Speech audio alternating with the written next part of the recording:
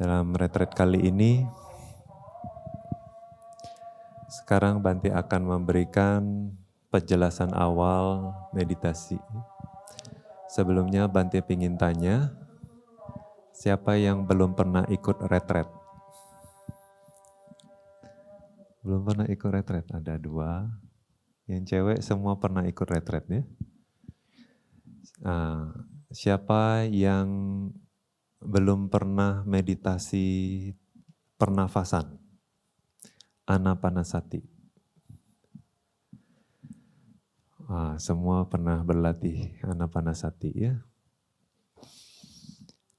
Jadi menurut Bante, umat datang dengan penuh berkah ya, karena punya kesempatan ikut retret. Ya. Kalau Bante bandingin dengan kehidupan Bante sendiri ya, sebelum Bante jadi biku pun retret cuma 2 hari, terus tambah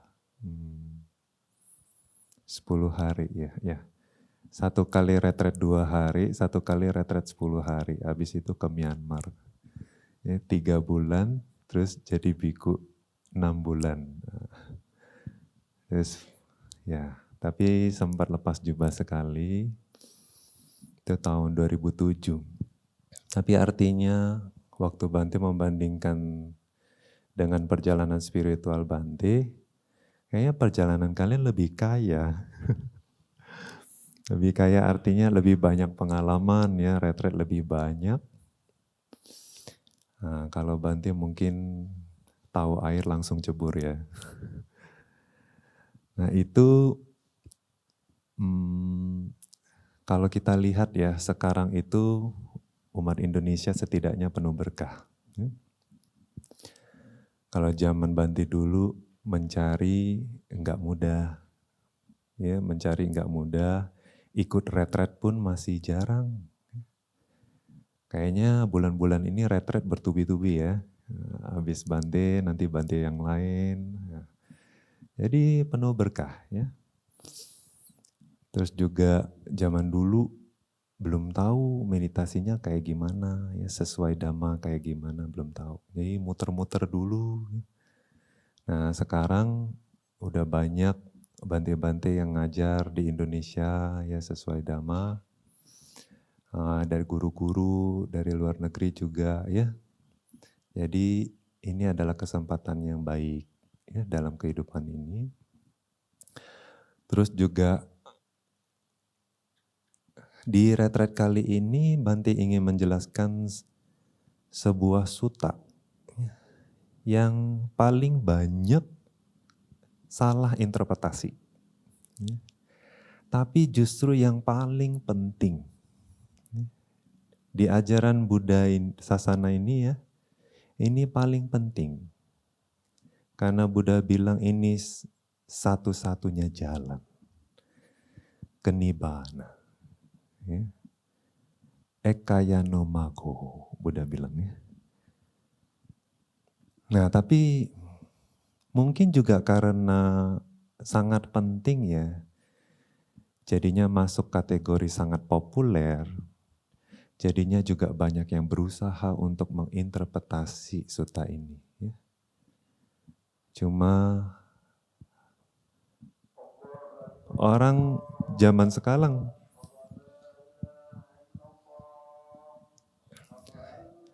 berusaha membuat paket-paket cantik ya, supaya mudah dipahami, mudah diakses, mudah dipraktekkan. Tapi apakah itu selalu bermanfaat? Nah nanti kita bahas ya. Kita bahas di retret ini, tapi nggak mungkin selesai. Nah, tapi nanti itu Bante jelaskan waktu tanggal 30 ya, penjelasan ceramah yang pertama. Tapi setelah mempelajari lebih dalam tentang sutta ini, Bante pun jadi berpikir bahwa nggak mudah ya. Maksudnya Buddha sih udah mengajar, tapi ajaran itu sendiri untuk menjaga kemurniannya tidak mudah, itu satu. Untuk mempraktikannya juga tentu saja tidak mudah. Kalau mudah ya banyak Buddha di dunia ini ya. Tapi apa? Kita harus tahu satu hal, bahwa adanya jalan ini, adanya latihan ini, dan adanya kesempatan kita merealisasi Nibbana itu karena Buddha muncul. Karena Buddha mengajarkan ajarannya. Karena Buddha mengajarkan caranya ke kita. Dan juga didukung oleh Sangha yang memiliki sada yang kuat, yang berusaha untuk menjaga kemurniannya ya. Selama lebih dari 2.500 tahun sudah. Dan usaha itu tidak mudah ya. Melewati perang, melewati kelaparan, dan lain sebagainya. Nah, kenyataannya masih bisa diakses oleh kita dan juga masih bisa dibuktikan dan dipraktekkan. Nah, itu kita kalau bukan punya kama bayi apa namanya? Terus kalau bilang kita itu kurang parami, berarti menurut Bante salah. Berarti kita punya parami. Kita masih bisa mendengar, masih bisa memahami, masih bisa mempraktekkan, masih bisa merealisasi. Jadi kita adalah orang-orang punya parami. Apalagi kalau kita punya sada, punya keyakinan terhadap ajaran ini. Nah, yang mana yang belakangan sudah langka ya. Keyakinan terhadap ajaran ini, keyakinan terhadap praktek ini, nah ini belakangan sudah mulai menurun ya. Nah, tapi kalau kita ikutin lagi bahwa semuanya itu ada referensinya ya, mungkin itu bisa meningkatkan sada kalian, meningkatkan keyakinan kalian, dan kalian tergerak untuk mempraktekannya. Nah, yang jelas adalah bahwa jalan ini muncul karena Buddha mengajarkannya. Jadi tanpa kemunculan Buddha, kita nggak bisa loh ya mengakses jalan ini, mendengar dan mempraktekannya. Yang bisa mempraktekannya tanpa guru itu cuma sama Sambuddha dan Paceka Buddha. Nah, tapi Paceka Buddha meskipun bisa merealisasi tidak mengajar. Berarti harus menunggu Buddha ya, baru bisa mempraktekkan jalan ini.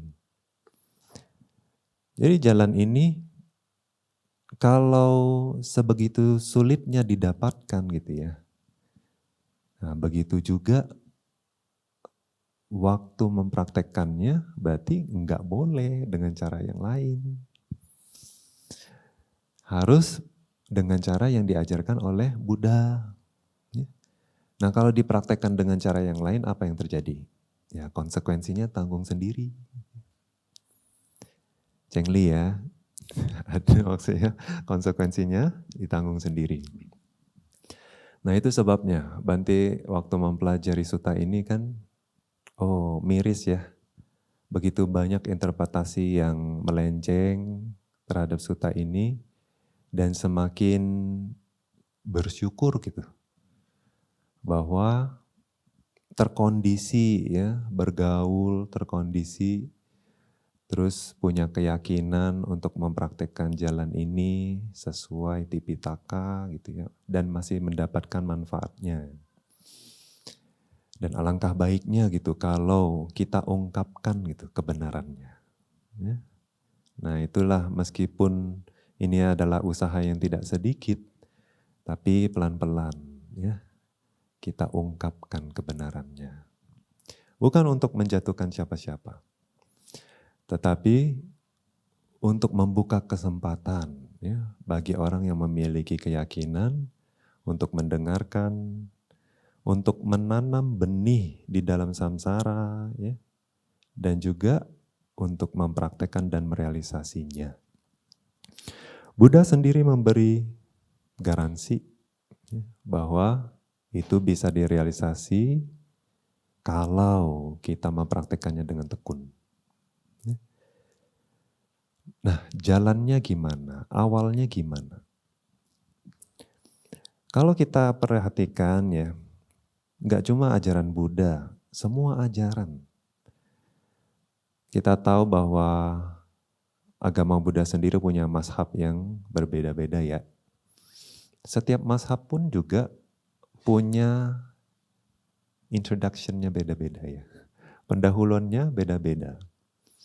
Tapi kalau kita perhatikan semua ya, nggak cuma mazhab-mazhab ajaran agama Buddha, tapi juga agama-agama lain, aliran-aliran lain, kalau kita lihat pendekatan awalnya apa? Mengutamakan yang namanya disiplin, ketekunan, ya, moralitas. Ya enggak? Nah, itu Bante ya, ini cuma sharing dan ingin apa ya, supaya kalau kita lebih banyak tahu itu kita semakin paham gitu. Apa sih yang jadi urutan prosedurnya gitu. Nah, Bante pernah tukar pikirannya sama seorang bapak-bapak beragama Muslim. Nah, anaknya itu sekolah di pesantren.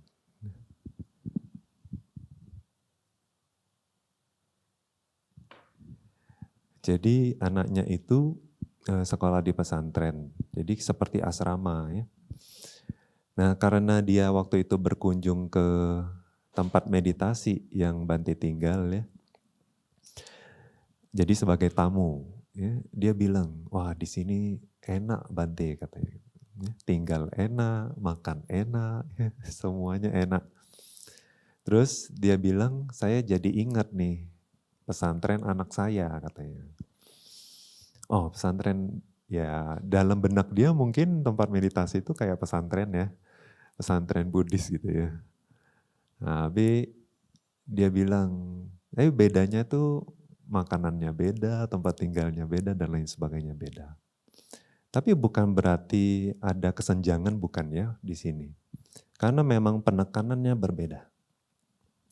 Nah, Bante jadi pingin tahu kan bagaimana sih kehidupan di sana. Nah, dia jelaskan loh, tidur jam 11 malam, bangun jam 3 subuh gitu kan. Terus juga makannya dijatah katanya. Kalau ada daging pun seminggu sekali katanya gitu ya, sepotong. Telur juga kalaupun ada keluarnya cuma setengah. Ya, maksudnya dijatah ya setiap murid di pesantren itu. Terus murid-murid tidur satu kamar berempat. Kalian berapa orang sekamar? Berdua ya? Oke. Nah katanya berempat. Terus pakai tikar. Terus jadi Bante tanya dong, tempatnya dingin gak Pak? Dingin katanya, kayak gini. Kayak di tempat Bante tinggalnya, jadi seperti ini kurang lebih. Tapi tidurnya pakai tikar. Ya. Terus dia bilang gak ada bantal. Ya. Jadi dia cerita begitu kan, dia pun iba sama anaknya. Bukannya karena nggak mampu ya, jadi dia pengen nih dana ke anaknya. Suruh deh satu kamar itu teman-temannya, papanya dana itu matras ya, terus dana bantal katanya gitu. Anaknya malah nolak. Anaknya bilang, jangan Pak, jangan. Loh kenapa gitu kan? Kalau pakai bantal nanti bablas tidurnya. Tuh, ya, kalau pakai bantal bablas tidurnya. Matras juga begitu. Ya. Jadi dikasih fasilitas tuh nggak mau. Tapi niatnya apa? Supaya disiplin, pengendalian diri ya. Nah terus manfaatnya apa? Papanya bilang, ya bagus juga sih Bante katanya. Jadi anak saya itu ya tidur di mana juga lelap katanya. Orang tidur di tikar aja enak katanya gitu kan. Nah jadinya nggak pilih-pilih tempat loh ya enggak. Kalau kadang kita ya mau ke toilet pun harus toilet yang di rumah ya enggak. Ada orang gitu. Terus kalau pindah misalnya numpang di tempat lain atau tinggal di rumah orang lain gitu ya. Hari pertama apa? Nggak bisa tidur, ya, macam-macam dan lain sebagainya. Nah tapi kalau kita udah berlatih kesederhanaan seperti itu ya, katanya tidur dimanapun juga lelap katanya. Nah juga jadinya mudah sekali ngembangin apa kesederhanaan, sedikit keinginan, ya, rasa puas gitu, kemanapun juga puas. Karena udah terbiasa ya hidup sederhana. Nah kalau Bante sih waktu mendengar itu, oh iya ya, setiap ajaran berarti ada awalnya ya. Awalnya itu dididik untuk apa? Disiplin, usaha ya, kepuasan hati, kesederhanaan. Ya. Nah kalau Buddhis gimana? Retret, wah donatur banyak ya, makan enak, ciapo ya. Nah, terus tempat tinggal, ya diusahakan lah ya. Nyaman sekali juga enggak. Tapi kalau dibandingin mereka, udah nyaman ya. Nah kalau kita lihat setiap latihan itu ya ada. Di awal itu latihan-latihan untuk ngembangin kayak kualitas-kualitas batin awal gitu ya. Baru nanti setelah lewat tahap tertentu, nah dikenali dengan ajaran-ajaran yang lebih mendalam. Nah tapi di dalam khususnya Theravada kita perhatiin ya, kita mulai dari apa? Sila Buddha bilang ya. Nah tapi sila tentunya ya, kalau orang yang biasa menjalankan sila dalam keseharian, 5 sila, atau misalnya udah terbiasa menjalankan 8 sila, 9 sila di rumah atau setiap hari uposatha gitu, pasti waktu meditasi lebih mudah. Kenapa? Karena hari ini ada yang bilang, oh saya belum pernah uposatha sila, nanti kalau keroncongan bagaimana? Ya, jadi itu juga sesuatu yang harus dilewati. Nah jadi tapi kalau udah terbiasa, udah biasa ya, ketidaknyamanan itu udah biasa. Jadi udah biasa berlatih. Nah apalagi kalau udah biasa meditasi di rumah. Tentunya waktu ikut retret pasti lebih mudah tuh, lebih cepat konsentrasi, ya, lebih mudah. Latihannya pasti progresnya akan lebih cepat kelihatan ya.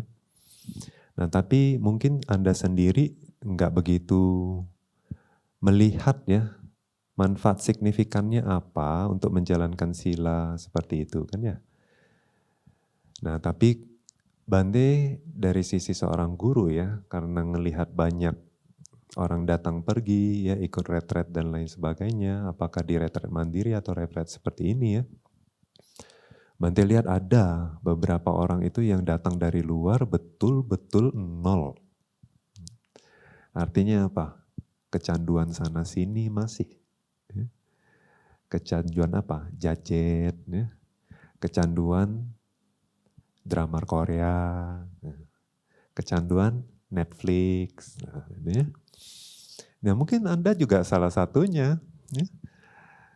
Nah, tapi mereka tuh bahkan sila juga bolong-bolong. Ya. Nah, atau bahkan yang bukan Buddhis ya. Nah itu bagaimana meditasinya? Kacau. Ini lebih butuh pemanasannya dibandingin orang yang udah sering menjalankan. Nah berarti kita ada enggak fondasi awal? Ada juga ya, sila ini penting. Tentunya siapa yang sudah menjalankan sila secara teratur gitu ya, jaga dengan baik, kualitasnya pasti beda, kualitas batinnya ya, pasti beda sama yang suka bolong-bolong. Ya. Determinasinya berbeda, tekadnya berbeda, keyakinannya tentu berbeda. Ya, kenyataannya dia menjalankan sila tanpa bolong itu karena pasti memiliki keyakinan yang kuat. Tanpa keyakinan dia nggak bisa jaga. Terus apalagi bisa disiplin meditasi di rumah. Tanpa bolong misalnya, ya setiap hari misalnya 1 jam. Nah dia tekatin dulu. Perihal kualitas mungkin lain hal. Ya. Tapi kalau kualitas belum dapat setidaknya apa? Kualitas batin seperti disiplin dulu dikembangin. Nah itu kayak sebelum retret ya, retret 10 hari itu begitu. Nah, Bante jadi ingat dulu ya tahun 2005, Bante dengar ceramah ya, dan testimoni dari yogi yang berhasil meditasi samatha yang diajarkan di PAOK dalam waktu 2 bulan selesai 25 objek. Dalam waktu 2 bulan. Ada 3 orang. 2 orang adalah suami istri. Nah jadi Bante juga tertarik dong ya. Ih kok bisa tuh maksudnya jarang banget ya. Kalau mungkin suaminya aja masih oke lah ya. Istrinya aja masih oke. Ini enggak, suami istri. Dua-duanya dalam 2 bulan semua samatha bhawana yang diajarkan Pak Oksedo gitu ya. Selesai. Bahkan sudah mulai ngelihat rupa kalapa.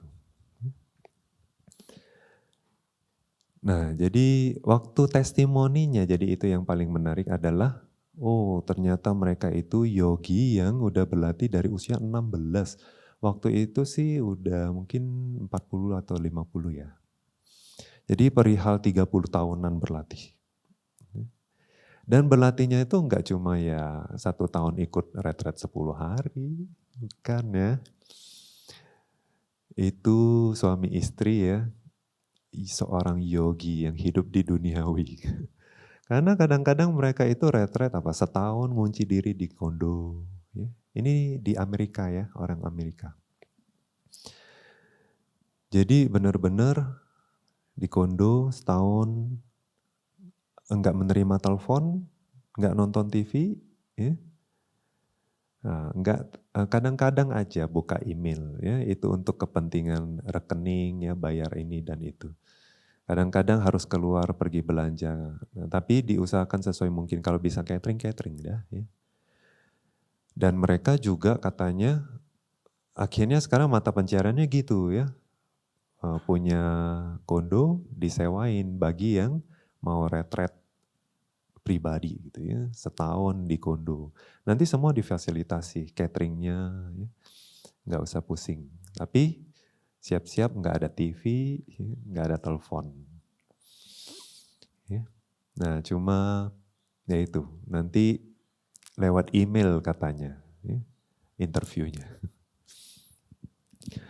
Nah jadi ya kalau kita lihat, oh memang ya yang berhasil itu enggak dari nol.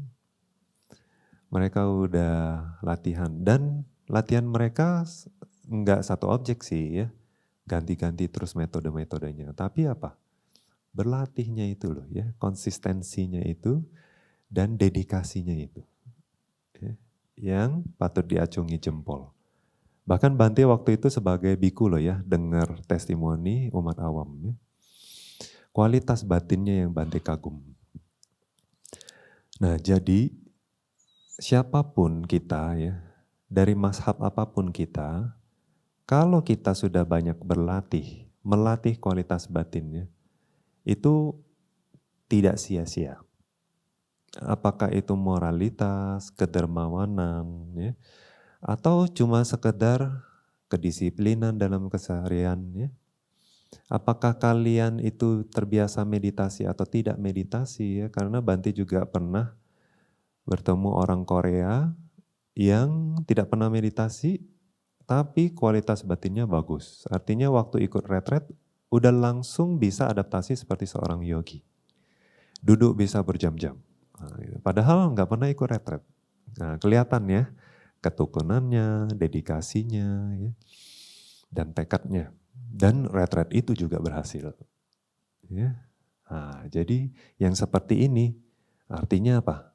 Enggak hanya di retret bisa dikembangkan. Nah, tapi retret membuat ini adalah sarana kita banyak belajar. Banyak belajar perihal apa? Meditasi. Bagaimana kita mengembangkan keterampilan untuk mengamati objek, terus mengendalikan pikiran kita, ya. Bersahabat dengan emosi-emosi negatif yang mengganggu meditasi. Ya. Nah, itu semua penting. Dalam kondisi retret seperti ini adalah kondisi yang paling kondusif untuk melihat kondisi batin Anda, gejolak-gejolaknya, dan polanya. Nah, yang mana yang akan sangat bermanfaat untuk retret-retret berikutnya. Kalau sudah memahami caranya, maka Anda bisa melanjutkan berlatih di mana saja. Nah, ini luar biasa. Ini adalah warisan Buddha. Warisan Buddha dari ribuan tahun yang lalu, nah sekarang ada di depan Anda. Anda lah orang-orang yang sudah menghargai itu, makanya Anda datang ke sini. Ya, luar biasa, itu adalah sebuah apresiasi terhadap semua yogi di sini. Nah, tapi keberhasilan Anda bukan hanya berhasil datang saja, tapi berhasil untuk melalui ini. 10 hari tidak lama, tapi dalam 10 hari ini Anda akan mendapat banyak halangan ya. Banyak halangan. Nah, bagaimana kita melalui itu? Nah, nanti kita sama-sama diskusikan, ya, kita cari jalan keluarnya. Ya, mungkin di antaranya ada yang bisa melewati dengan baik, ya, karena pengalaman sebelumnya. Tapi retret ini akan menjadi modal kita, ya, untuk perjalanan spiritual yang lebih lancar ke depannya. Nah, oke. Jadi karena semua pernah meditasi Anapanasati, ya. Jadi Bante hanya kasih sedikit saja beberapa rambu-rambu yang perlu diketahui karena mungkin banyak yang sudah pernah retret meditasi Anapanasati, tapi caranya mungkin belum tepat.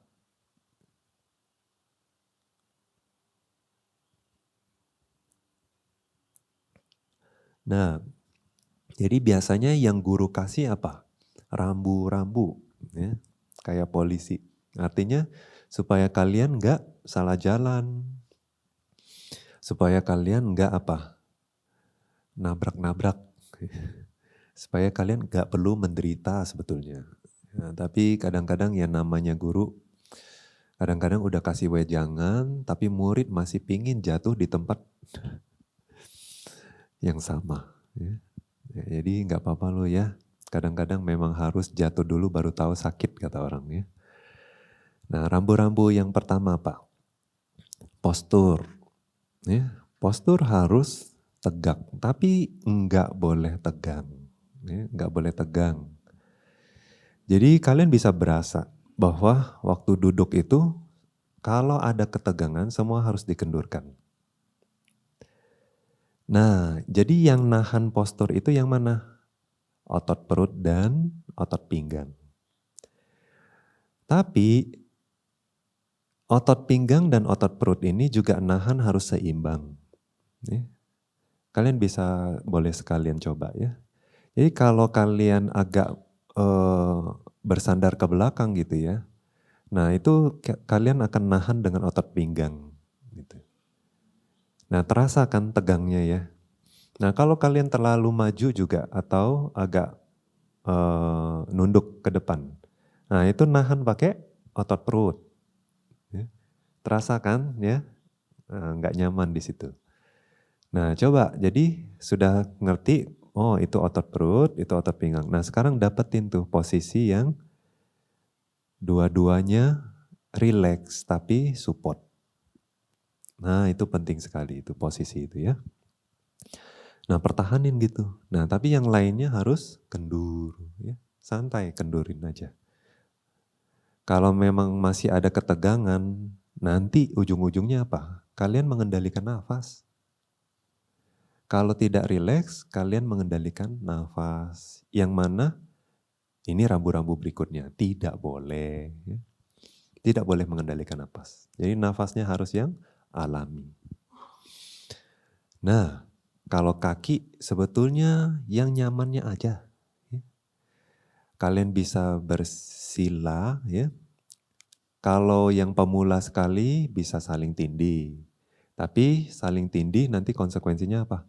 Mudah sakit, yang ditindih sakit. Jadi yang disarankan tidak saling tindih, tapi kadang-kadang nggak semua orang bisa. Nah yang enaknya aja, kadang-kadang ya kalau kalian misalnya waktu tidak saling menindih, taruh di lantai gitu ya, ada satu yang mungkin terbang gitu ya, nah, agak tinggi, nggak apa-apa. Kalian bisa disempil, ya, pakai bantal gitu. Nah oke. Terus diusahakan duduk senyaman mungkin sampai sakitnya udah nggak tahan lagi. Jadi kadang-kadang kan sakit mulai datang ya, tapi sakit awal jangan langsung ganti kaki. Nanti jadi kebiasaan, dikit-dikit ganti kaki, dikit-dikit ganti kaki. Yang mana sebetulnya apa? Sepanjang hari kita juga gitu ya. Kalau udah pegel duduk kan kita berdiri. Kalau udah pegel jalan kan kita duduk. Jadi udah biasa kita itu lari ya, dari ketidaknyamanan itu. Nah jadi jangan lari dulu. Jadi kalau misalnya pegel dikit, nah, abaikan aja. Bukan ditahan ya, diabaikan. Nah tapi kalau udah sakitnya itu mengganggu cara kita meditasi, nah ganti, enggak apa-apa. Jadi di sini bukan lomba-lombaan siapa yang duduk lebih lama, bukan ya. Nah, tapi kualitas batinnya yang mau kita kembangkan. Jadi fisik tidak begitu penting. Ya. Nah, tapi pertimbangannya apa? Ya jangan sampai ganggu yang lain juga. Ya, jadi waktu kita ganti kaki, ya usahakan juga jangan ganggu yang lain. Ya. Nah terus rambu-rambu yang berikutnya, ya. Tangan, kondisi tangan. Jadi mau gimana Bante? Mau di atas lutut kah? Mau di tengah-tengah, ya? Di bawah pusar bukan? Atau bahkan terbang. Ada yang tanya gitu ya. Relax saja. Ya. Kalau kita tahan di atas pusar, tegang. Ya, lama-lama pegal tangannya. Jadi relax saja. Yang mana yang paling relax buat kalian? Untuk orang beda-beda. Ya. Nah tapi kalau menurut pengalaman Bante, misalnya dingin. Nah biasanya telapak tangannya tutup ke bawah. Ya. Atau dua tangan dipegang. Ya. Ya. Nah begitu kan jadi lebih hangat. Nah tapi kalau misalnya cuaca lagi panas atau badannya terasa panas, kalian bisa buka telapak tangannya gitu ya. Jadi dia membantu penguapan juga. Nah jadi relax aja enaknya gimana. Ya, itu posisi nggak begitu penting. Nah ini bukan perihal kesehatan ya. Karena ada orang ngajar meditasi tujuannya adalah untuk sehat. Nah makanya mereka ada rambu-rambunya berbeda lagi ya. Tapi karena kita meditasi bukan untuk sehat ya, jadi kita nggak begitu mementingkan itu. Ya. Yang penting apa? Posisi nyaman, maka batin mudah tenang. Nah itu yang lebih penting. Oke, kalau sudah rileks ya, nah pertama-tama biasanya Bante anjurkan apa? Ya coba dikendurkan dulu dari atas sampai bawah ya. Jadi otot-ototnya kendurkan dulu ya. Nah kalau sudah semua rileks, baru pelan-pelan bawa perhatiannya ke depan lubang hidung. Ya sekitar sini saja, tidak perlu terlalu spesifik. Kalau tempatnya terlalu sempit dan spesifik, yang sering terjadi apa? Tegang, Terus nanti fokusnya salah, malah ke tempat. Ya. Nah makanya tidak perlu sebetulnya ya, tidak perlu. Nah kadang-kadang kalau gitu kenapa Bante banyak guru bilang harus di ini, bibir atas dan di bawah hidung. Penekanannya tuh sangat tegas, bilang begitu kan ya. Nah nggak apa-apa jangan khawatir ya, itu cuma supaya apa? Kalian tidak meditasi anapanasati itu mengetahui nafas dari dada, dari perut, ya, dari tempat lain, tapi yang di depan sini. Nah, memang itu ya patokannya. Jadi kita mau mengetahui nafas yang ada di depan hidung sini ya, tapi tempatnya itu sebetulnya bukan objek. Objeknya apa? Nafas. Ya. Jadi kalau sudah tahu nafas dari hidung sini, udah oke. Ya, kalau sudah benar berarti bisa maju. Nah, itu penting sekali ya, itu rambu-rambunya. Jadi sebetulnya simpel sekali. Tahu nafas misalnya, tahu nggak nafas masuk lagi keluar, tapi tahunya dari sini, bukan dari perut gitu ya, bukan dari dada. Nah, tahulah Bante, ya, gitu ya. Ya itu, simpel ya. Nah, jadi jangan yang kompleks-kompleks ya. Makin kompleks, makin ruwet nanti meditasinya. Jadi simple. Ah masa cuma segitu? Ya coba dulu dah ya. Nah, jadi cuma sadari aja. Oh sekarang tanya kalau butuh, kalau perlu tanya diri sendiri ya. Kadang-kadang orang tanya, Bante saya kayaknya selalu menahan nafas, selalu kontrol nafas dan lain sebagainya. Secara nggak sadar. Nah, makanya Bante bilang apa? Satu, relax. Harus relax. Nah kalau udah relax, bawa perhatiannya ke sini, terus sikapnya itu harus seperti orang ketiga ya, yang mengamati saja, bukan yang bernafas. Nah supaya dapat perspektif yang seperti itu gimana?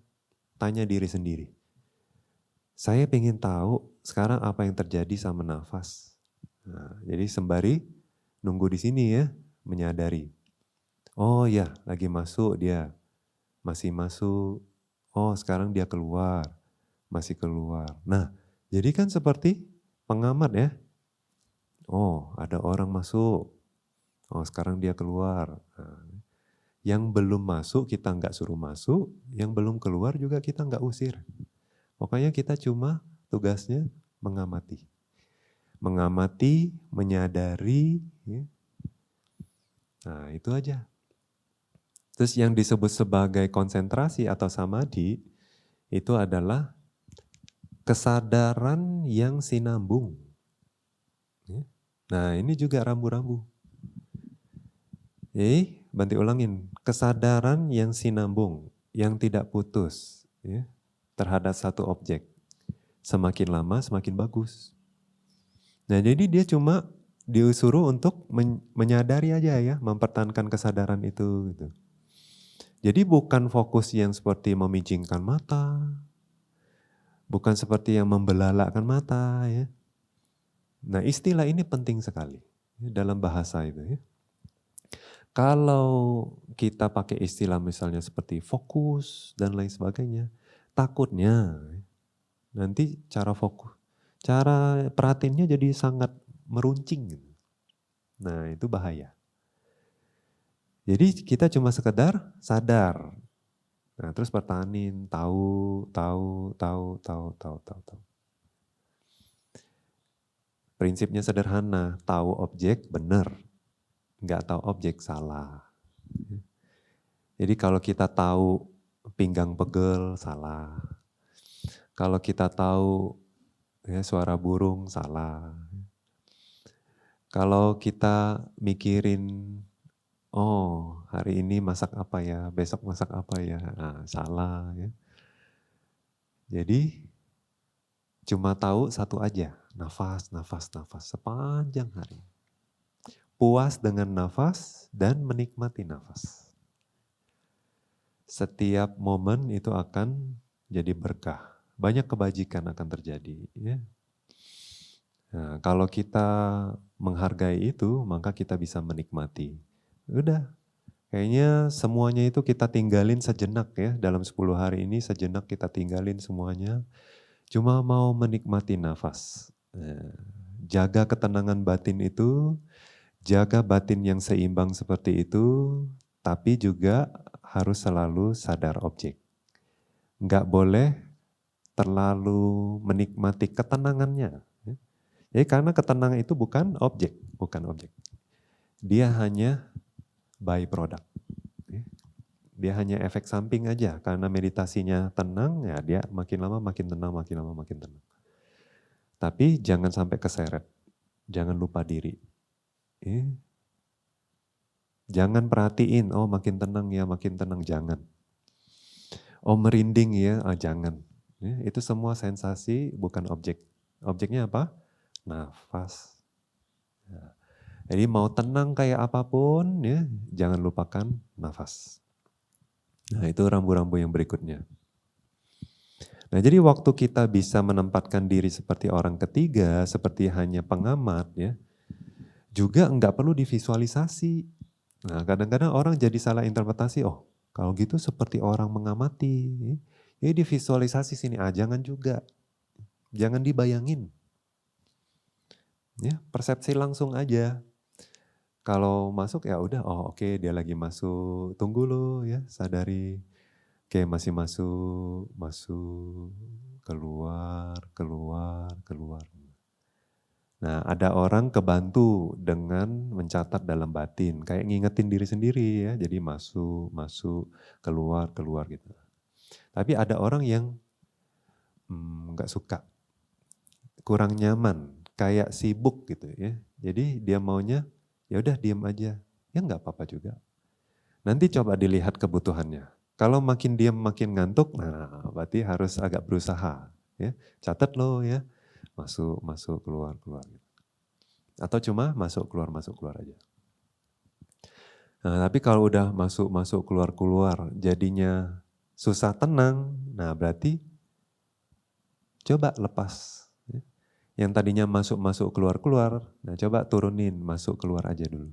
Kalau masuk keluar juga kayaknya sulit tenang, oke coba diem, perhatiin aja, nikmatin aja. Nah ini rambu-rambu penting ya. Terus juga berikutnya apa? Pikiran. Pikiran adalah teman, bukan musuh. Ini rambu ya. Jadi jangan dianggap musuh.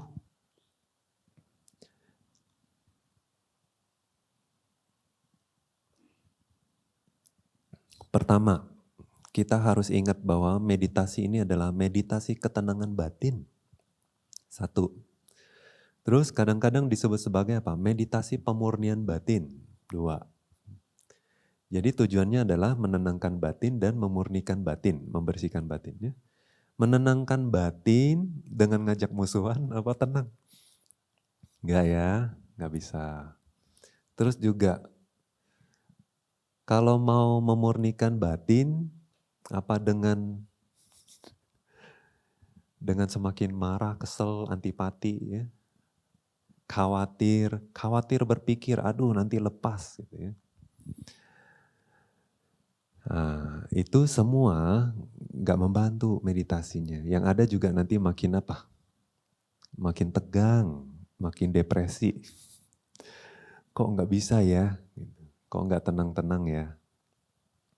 Nah jadi mesti ini harus jaga kondisi batinnya ya. Terlalu semangat jadinya apa? Loba, ya, jadi serakah. Terlalu kendur ya, jadinya apa? Malas. Nah jadi harus di tengah-tengah tuh. Harus ada keinginan untuk mau mempertahankan objek. Tapi jangan muluk-muluk. Ya. Nikmatin aja. Ya. Terus dengan lembut, batinnya sadar, dengan rileks terus sadar ke objeknya. Nah nanti mudah tenang. Ya. Oke, jadi kalau ada pikiran, bagaimana sikap kita? Ya udah nggak apa-apa, wajar. Ya.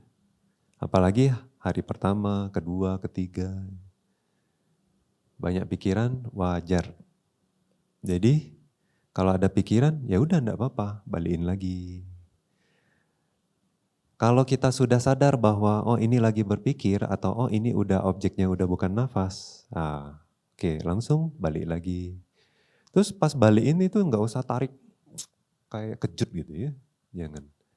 Enggak apa-apa. Ya, kayak lupa sesuatu gitu, lupa, ya balik lagi. Lupa, balik lagi gitu aja. Nah, kadang-kadang bisa dibantu, kadang-kadang kebantu dengan kita pas memulai itu ya, kita bisa kayak ingetin diri sendiri supaya terarah nih. 1 jam ke depan, 1,5 jam ke depan, gimana? 1 jam ke depan saya cuma mau tahu nafas. Kalau batin saya ngambil objek lain, saya cepat balik. Nah, boleh ingetin diri sendiri 3 kali gitu ya. Nah nanti kalian berasa di awal ya dia kayak kenceng tarikannya. Artinya ngeremnya cepat. Ya, enggak sampai 5 menit mengembara baru ingat gitu, enggak ya. Ya sebentar dia langsung ingat, oh ya balik lagi nafas. Tapi nanti seberjalannya waktu dia mulai makin kendur. Makin kelupaan, balik lagi. Nah, waktu itu boleh kalian ulang lagi. Ingat ya, 1 jam ke depan belum selesai. 1 jam ke depan cuma mau tahu nafas, cuma mau tahu nafas, cuma mau tahu nafas. Nah nanti dia ingat lagi. Ya? Nah begitu caranya. Jadi jangan dianggap musuh, jangan kecewa. Juga waktu misalnya fokus ke nafas gitu ya, atau lagi memperhatikan, mengamati nafas, berusaha mempertahankan kesadaran itu. Nah juga jangan jadi kayak ketakutan. Seperti aduh, jangan sampai putus, jangan sampai putus, jangan sampai putus. Nah jadi fokusnya malah ke jangan sampai putus, ya, bukan nafas lagi. Nah, atau kadang-kadang tuh dia nggak sadar ya, pikirannya tuh sembari nafas tapi khawatir, nafas khawatir, nafas khawatir. Nah itu juga nggak oke. Nggak apa-apa ya, jadi jangan terlalu dianggap beban gitu ya. Justru malah yang seperti itu, kedengarannya seperti pemalas ya, tapi orang-orang seperti itu yang cepat maju meditasinya. Oke, terus ya seperti biasa rasa sakit kalau di awal ya udah abaikan aja ya. Karena perihal rasa sakit ini ya, misalnya mereka yang sudah bisa duduk 2 jam ya, kok enggak bergerak ya? Enak kali ya, diem, tenang, anteng gitu ya. Kok saya sakit sana, sakit sini. Sakit enggak mereka? Sakit, sakit mereka juga. Cuma apa? Enggak disadari. Jadi mungkin kalian juga pernah lah ya kerja misalnya. Waktu kerja misalnya tangan kegores ya. Atau kaki kebentur misalnya. Tapi karena sibuk kerjaannya enggak boleh tinggal, nah kalian lanjutin kan. Jadi waktu kebentur sakit, tapi waktu kalian lanjutin kerja lupa. Nah nanti kalau udah pulang kerja kan mandi, baru lihat lagi, oh baru kerasa perihnya, kerasa sakitnya lagi gitu kan. Baru ingat, oh ya tadi ada kebentur ya. Bisa gitu? Pernah? Nah kenapa? Apa yang terjadi? Berarti kalian menyibukkan batin kalian dengan hal yang lain. Perhatiannya disibukkan ya. Enggak perhatiin rasa sakit, makanya lupa. Nah begitu juga yang bisa duduk 2 jam. Yang namanya kaki ini kalau enggak dilurusin ya, enggak diregangin gitu untuk waktu yang lama, pasti pegel. Itu wajar, namanya manusia, punya kaki, punya sirkulasi darah, ya enggak? Nah, tapi kalau dia sibuk, enak dengan meditasinya ya, itu lupa. Juga nanti gangguan-gangguan ini kan kalau di awal kesadarannya masih belum bagus ya, konsentrasi, terasa kayak banyak objek. Nah, bentar suara air lah, suara burung lah, suara orang keluar masuk lah. Ya. Tapi nanti kalian rasain, udah hari kedua, tiga gitu ya. Suara itu mah masih ada, tapi enggak ganggu lagi. Ya. Nah itulah manfaat batin yang terkonsentrasi, yang tenang ya. Meskipun ada gangguan, dia enggak terganggu. Nah, bahkan ada murid Bante orang Malaysia, dia sebetulnya ada fobia. Fobianya apa? Naik pesawat. Jadi kadang-kadang sebelum naik pesawat lihat tiketnya aja udah deg-degan dan udah takut. Nah tapi waktu datang retret, berarti dia dari Malaysia datang ke Indonesia. Terus waktu retret, bagus meditasi konsentrasi bagus. Pas pulang dia nggak takut. Tapi pas mau retret lagi dia lihat tiket udah takut. Kenapa? Di rumah nggak meditasi. Jadi waktu konsentrasinya turun fobianya datang lagi. Nah, tapi enggak separah sebelumnya dia bilang. Nah itu loh manfaat batin yang tenang ya. Jadi gangguan mah ada, tapi dia enggak bergejolak. Nah itu rambu-rambu yang sekiranya perlu Bante kasih tahu. Terus jadi kalau misalnya sakitnya udah sangat mengganggu, ganti ya, boleh lipat ke belakang. Nah, yang penting jangan, kalau mau diregangkan gitu ya, mungkin bagi yang berumur mau diregangkan ya, tapi jangan menghadap Buddha. Ya, jadi kaki jangan kasih Buddha gitu ya, ke samping. Nah, boleh, enggak apa-apa ya. Nanti kalau udah enak, balik lagi lipat. Yang penting jangan tendang orang lain gitu ya. Jangan ganggu. Oke, ada pertanyaan? Ya, silakan Ci. Seseorang sanggup duduk lebih dari 2 jam, katakanlah 3 jam, dengan catatan sangat terserap pada objek, apakah ini boleh Bante? Atau dengan alasan kesehatan tidak dianjurkan? Mohon penjelasan Bante. Iya, jadi kalau untuk retret 10 hari Ci ya, itu nggak apa-apa. Tapi kalau misalnya untuk retret yang lebih panjang, kayak sebulan, 3 bulan, setahun, seumur hidup gitu ya. Nah itu kita harus ada balance ya antara fisik dan batin. Nah, kalau di zaman Buddha dulu, itu kan kayak biku-bikunya ya, itu pertapa-pertapa ya. Mereka pagi itu jalan, kan pindah cara ya, menerima derma makan. Jadi otomatis jalan juga minimal 1 kilo, bolak-balik 2 kilo. Nah jadi mereka fisik udah secara alami ya, nggak perlu luangkan waktu secara khusus juga, fisiknya udah ada olahraga. Nah kalau kayak gitu nggak apa-apa Ci. Terus juga kayak mereka di wihara gitu kan, dulu mana ada sistem ini pipa-pipa gitu, nggak ada. Timba air. Terus juga bebersih ya. Nah itu juga semua dilakukan sendiri. Nah oleh sebab itu mereka nggak usah meluangkan waktu untuk stretching-stretching, olahraga pun juga sudah otomatis balance ya. Nah jadi mereka duduk lama enggak apa-apa. Nah, sepanjang hidup mereka, pola hidupnya gitu juga enggak ada masalah. Ya. Nah tapi kalau kita kondisi retret intensif seperti ini, kalau 10 hari sih enggak ada masalah. Belum terlihat. Nah tapi kalau sebulan, 3 bulan, nah baru pelan-pelan nanti stamina fisiknya bisa turun, nanti bisa pengaruhin ke meditasi juga. Ya. Nah jadi kalau dalam kondisi retret seperti ini, meskipun ada jadwal ya, 1,5 jam, nanti 1 break, meditasi jalan dan lain sebagainya. Nah tapi kalau lagi enak, duduk lama, enggak apa-apa, boleh. Ya, nggak perlu terpatok sama jadwal. Tapi interview ya interview, ya. Itu jadwal interview.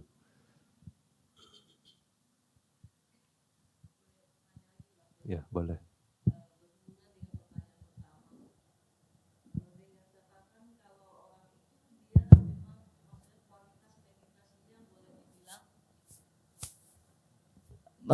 masih menyangkut pertanyaan pertama Bante.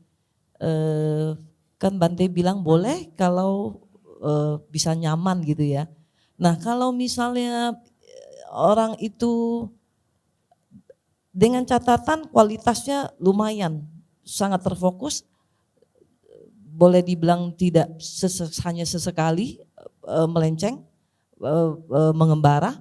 Apakah kalau mau lebih maju, dia teruskan tambah lagi atau durasinya dalam sehari dibagi Bante? Sebaiknya, maksudnya kita mau kualitas meditasi lebih bagus Bante. Apakah diteruskan durasinya lebih panjang dalam satu sesi atau dibagi pagi, siang, malam gitu Bante? Ini jawaban yang nggak bisa kita patok punya jawaban satu ya. Jadi kita harus lihat kasusnya per kasus. Kadang-kadang oke, dia mau duduk lama, tujuannya apa? Biasanya adalah memperbaiki kualitas meditasi. Nah, tapi kita juga harus tahu, oke, kalau sebelumnya kenapa kualitasnya tidak baik? Problemnya di mana dulu? Ya. Nah, kita harus tahu dulu kenapa kualitasnya belum baik. Ya. Kenapa kualitasnya belum baik? Nah, kadang-kadang kita memperbaiki kualitasnya itu dengan menambah kuantitas. Seperti jam duduk. Ya. Nah, tapi kadang-kadang enggak. Ya. Jadi dia lebih baik break dulu, ya. Nanti waktu mulai lagi malah bagus. Gitu. Nah, jadi nanti kita akan tindak per kasus ya.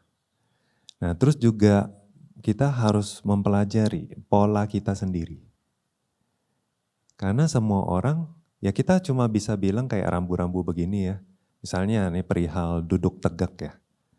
Ini kita bilang prosedur ini untuk mungkin 80%, 90% orang pada umumnya gitu. Tapi mungkin ada 10% orang nggak bisa, dengan tegak itu malah nggak nyaman. Ya. Nah khususnya orang yang ada urusan susunan tulang belakang, skoliosis dan lain sebagainya. Nah mereka kesulitan untuk tegak. Tegak malah nggak nyaman perutnya atau pinggangnya. Jadi nanti mereka harus sesuaiin sendiri, mereka dapetin postur yang yang paling enak untuk mereka. Tapi kita bilang 90% orang ya, konsentrasinya bagus adalah dengan postur tubuh yang tegak. Ya, ada yogi, dia udah capek sih, ya, jadi dia agak bungkuk dikit, fokus ke objek. Jadi pas pinggangnya udah enak kan, dia lurusin lagi.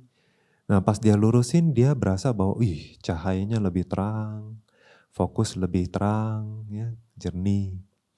Nah memang itu terjadi 90% dan juga kebanyakan orang yang konsentrasinya bagus, otomatis duduknya tegak. Nah tapi enggak terjadi untuk orang yang ada masalah tulang punggung.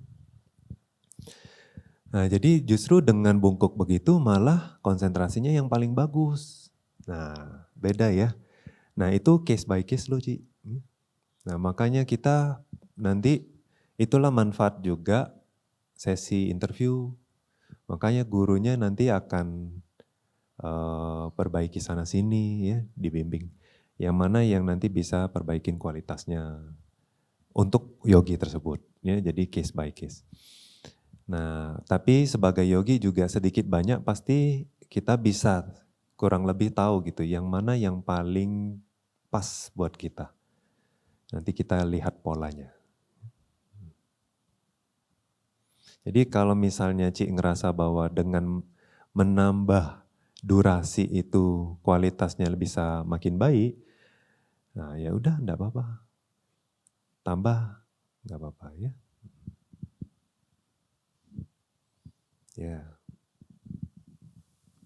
Ya Atan di.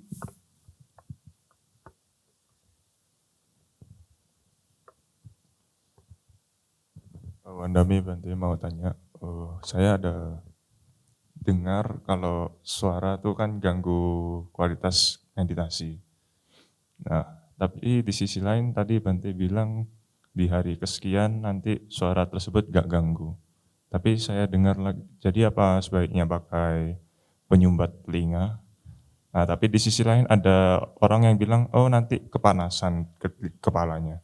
Tapi di sisi lain suara tuh ganggu. Jadi sebaiknya gimana Bante? Kalau Bante pribadi sih nggak menyarankan ya pakai penyumbat telinga. Lebih banyak menimbulkan gangguan yang baru daripada menghilangkan gangguan yang lama. Jadi nanti apa yang terjadi? Karena kebanyakan nanti penyumbat telinganya dia makin lama kayak makin kenceng. Terus juga kalau terlalu kedap ya malah yang kedengeran apa suara nafas, terus detak jantung ya, jadi nggak dapat suara luar malah dapat suara dari dalam. Itu satu. Yang kedua apa? Sebetulnya telinga ini juga adalah tempat keluarnya penguapan. Ya. Jadi kadang-kadang kalau kita tutup begitu ya, nah kayak Buddha dah ya Bodhisatta deh. Waktu berlatih nggak nafas, akhirnya keluar lewat ini ya anginnya, keluar lewat telinga. Ya, contohnya gitu. Nah itu bisa sakit kepala juga, ya. Karena Bante pribadi pernah coba. Tapi sampai tahap tertentu mungkin bisa bantu. Di kondisi seperti apa? Mungkin di samping ini ada molen. Misalnya lagi ngaduk semen gitu.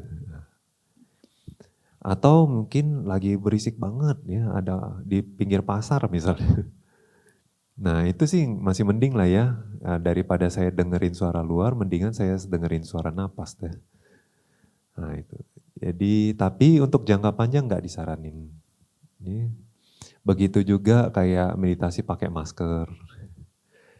Ya, interview atau dengar ceramah pakai masker nggak apa-apa. Ya. Tapi waktu meditasi Bante nggak saranin. Karena itu kan ganggu pernafasan. Ya. Nanti juga nafasnya itu kan mantul. Jadi nanti berasanya lebih ke sensasi nafas ya, daripada ke nafasnya.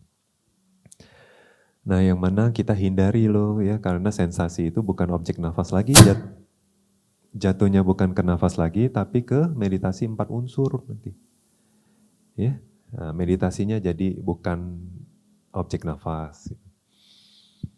Nah, jadi untuk jangka panjang, Bante nggak saranin pakai penutup telinga.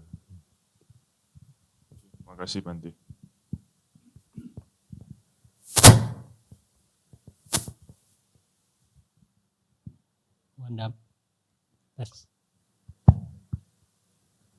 Wandami Bante Sukihontu. Bante, saya ada 2 pertanyaan. Pertanyaan yang pertama tentang mental notes, untuk memberikan catatan di batin ketika nafas masuk dan nafas keluar.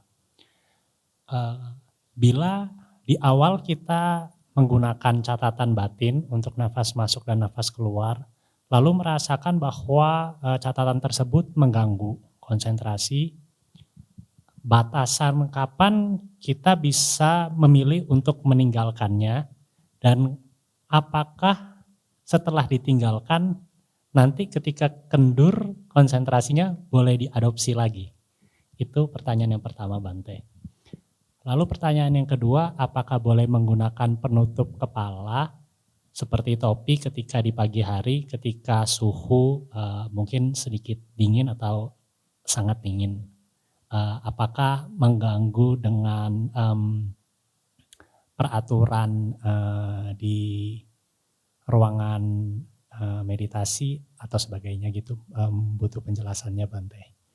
Terima kasih Bante Anumodami.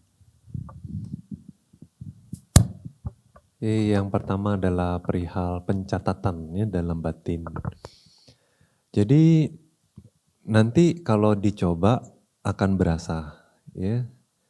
Memang kalau perihal mengembangkan keterampilan batin itu ya, itu parameternya itu enggak seperti A tambah B sama dengan C gitu. Jadi enggak exact. Tapi kurang lebih aja. Nanti berasanya seperti kayak ada yang meditator cerita bahwa kalau mencatat itu kayak dia ngerasa ada sedikit jadi kayak nahan nafas. Ya, waktu mencatat. Jadi kayak masuk. Nah jadi waktu dia masuk itu kayak dia agak nahan dikit. Nah jadi nggak nyaman. Ya. Nah terus ada yang waktu dengan mencatat itu kayak batinnya jadi sibuk. Keheningannya keganggu. Nah ujung-ujungnya lagi apa? Nggak nyaman. Ya. Jadi nanti kamu akan merasa, kalau masih nyaman, enggak apa-apa. Berarti kamu cocok atau memang masih butuh mencatat. Nah tapi kalau kamu ngerasa,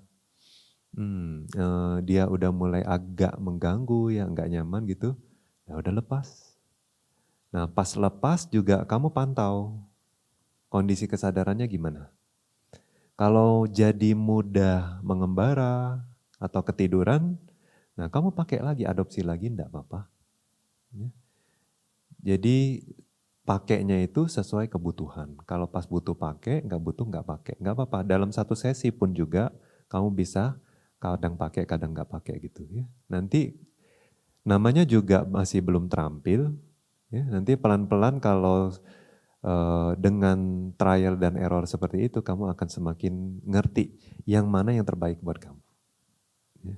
Dan momen-momennya kapan harus saya pakai dan tidak pakai. Ya. Jadi itu perihal nanti kamu perlu cek di meditasinya langsung. Ya. Terus perihal tutup kepala. Bante pribadi, karena tidak ada pelindung, jadi tutup kepala kadang-kadang butuh. Khususnya kalau kita kayak bangun dari pagi ya, bangun dari tidur, kita kan di bawah selimut ya. Tadinya di bawah selimut, jadi badan di bawah selimut itu hangat. Nah, karena hangat, dia kan butuh penguapan. Tapi kan karena ketutup sama selimut, makanya di dalam itu kan hangat. Nah, penguapannya dari mana? Keluar dari kepala lo ya. Dari telinga, kepala, penguapannya dari nafas. Jadi suhu yang di bawah selimut itu bisa terkendali karena penguapan keluar dari kepala. Ya, tapi kalau saking dinginnya kan biasa kita tutup semua ya, sampai kepala-kepala juga. Tapi ujung-ujungnya bisa panas banget. Kadang beberapa pun sampai mimisan. Nah itu terlalu panas. Nah jadi biasanya kadang-kadang itu kalau kita pagi-pagi, khususnya kita kan bangun subuh, nah kita apalagi yang buru-buru keluar dari selimut, langsung terekspor kan, udara luar kan dingin. Nah biasanya apa yang terjadi? Meler, ya enggak? Nah kalau udah meler yang namanya meditasi anapanasati gimana Bante? Nggak ada objek, bingung ya gimana meditasi. Nah, jadi supaya nggak meler ya itu Bante ada resepnya. Jadi waktu keluar dari selimut cepat ya tutup kepala ini. Nah yang penting yang bagian atas ini hangat ya. Nah kalau bagian atas hangat dia nggak meler hidungnya ya.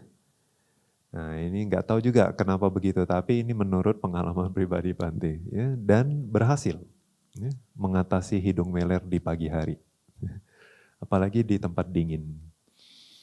Nah mau ke toilet nggak apa-apa ya, taruh aja di situ anduk kecil gitu terus. Jadi keluar juga ya taruh aja di situ terus. Nah pas meditasi juga taruh aja di situ terus. Nah cuma waktu kita mau namaskara ke Buddha misalnya ya. Nah sebagai bentuk penghormatan itu lepasin dulu sebentar ya. Nah, nanti pas meditasi taruh lagi enggak apa-apa. Kalau enggak gitu dingin ya, kalian bisa cuma taruh mungkin di tengah aja ya.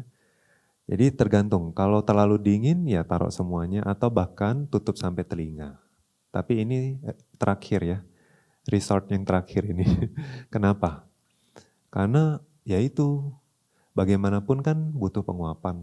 Kalau kita tutup semua, nanti kayak angin itu neken ke atas, kenceng. Nanti di kepala ini kayak penuh gitu. Bisa sakit kepala. Terus nafas juga akhirnya nggak santai-santai nanti ya, nggak tenang lagi, nggak tenang, sulit tenang. Nah, jadi biasanya telinga terakhir. Ya. Jadi kalau mau tutup pakai kupluk boleh, tapi telinga keluarin. Gitu. Nah itu juga sebabnya kadang ada beberapa meditator tanya, Bante saranin pakai ini enggak? Tutup mata. Kata orang kan silau dan lain sebagainya ya, ada yang suka gelap, jadi pakai tutup mata. Nah Bante saranin kalau bisa sih enggak, karena nanti panas matanya. Kalau matanya panas nanti bisa belekan, ya. Terus nanti mengganggu penglihatan untuk jangka panjang. Tapi yang lebih pentingnya itu apa? Kita juga sekalian gitu ya, mau ngembangin, membiasakan diri, mau meditasi di tempat gelap atau terang, kita bisa. Kita berusaha nyesuaiin adaptasi. Kenapa? Karena waktu mati, kita nggak tahu mati di bawah meja operasi atau di dalam kamar mati lampu. Tapi yang manapun itu kita kan siap-siap nih ya untuk mempersiapkan diri sebelum mati itu, ya, mau meditasi. Nah itu loh ya, jadi kalau bisa sih biasain jangan pakai. Karena itu juga nanti menutupi penguapan, matanya panas. Oke ya. Ada pertanyaan lain? Ya.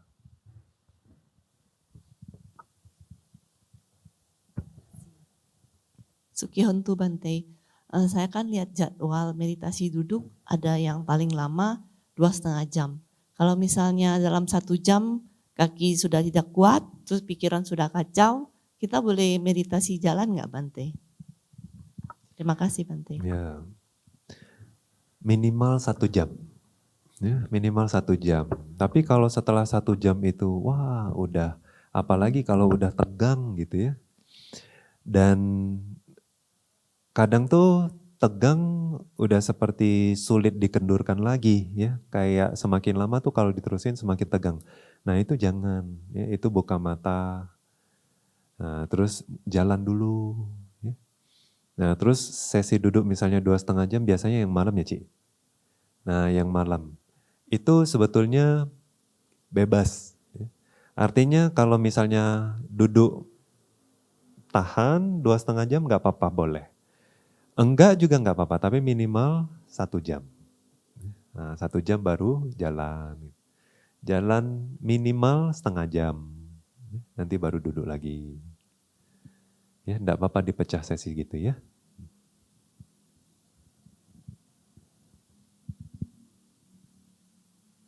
Oke, masih ada pertanyaannya. Ini engkau yang baju merah. Baju merah.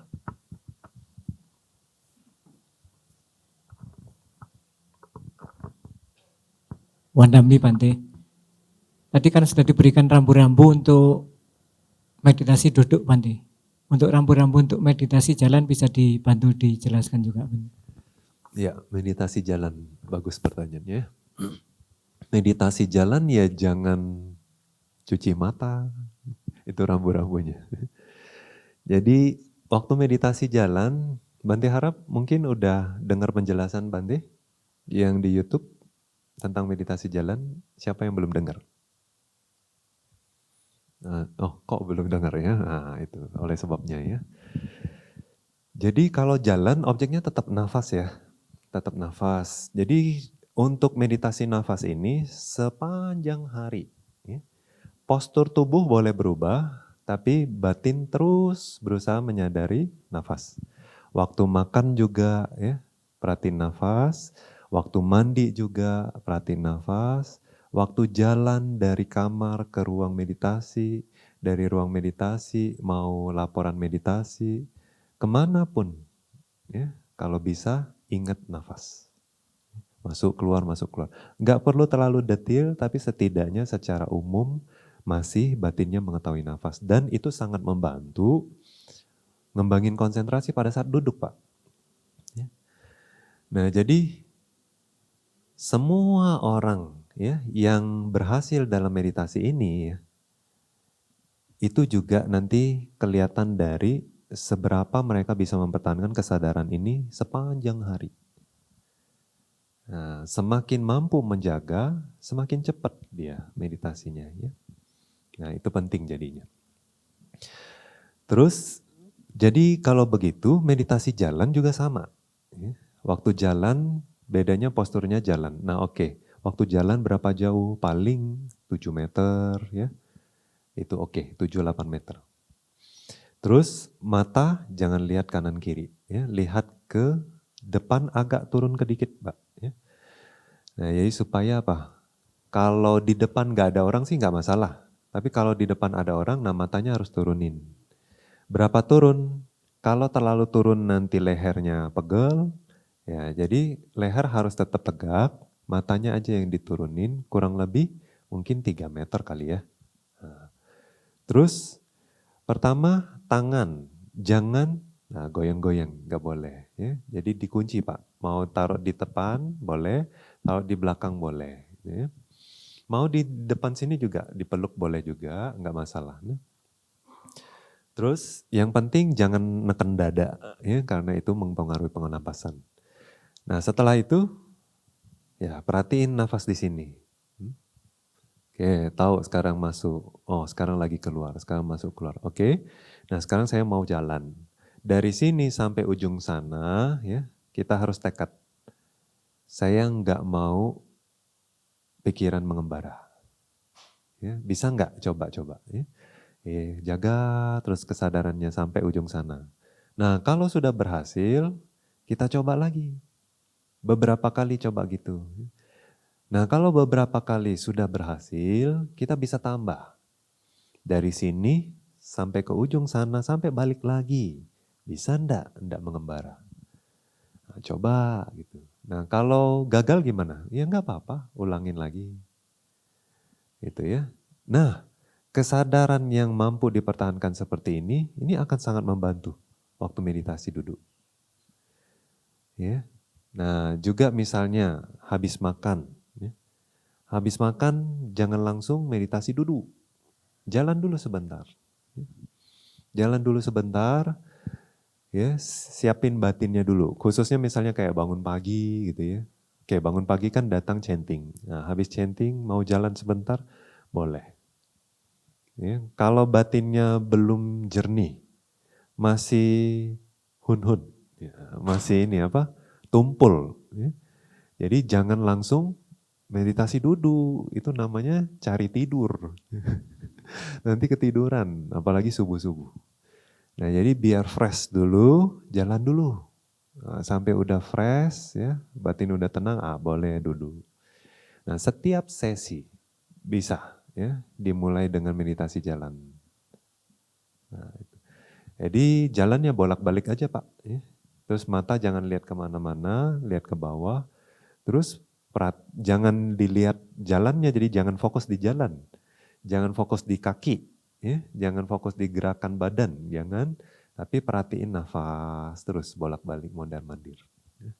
Nah waktu makan juga udah suap, udah tutup aja mata biar nggak usah lihat kanan kiri kan. Tutup mata sambil kunyah, kunyah kan udah seumur hidup ngunyah. Jadi nggak usah diperhatiin lagi.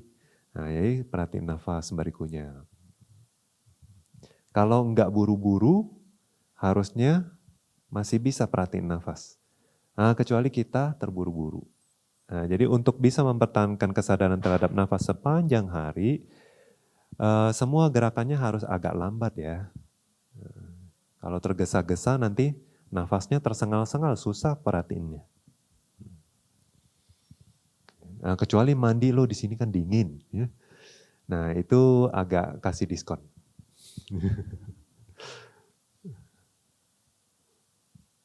Oke, ada lagi pertanyaan? Oke, kalau nggak ada pertanyaan, kita tutup ya pengantar meditasi hari ini. Sadu, sadu, sadu. Ya, berarti marilah kita tutup dengan pelimpahan jasa ya. Idame punyam asawakaya waham hotu idame punyam nibbanasa pacayo hotu mama punya bhagam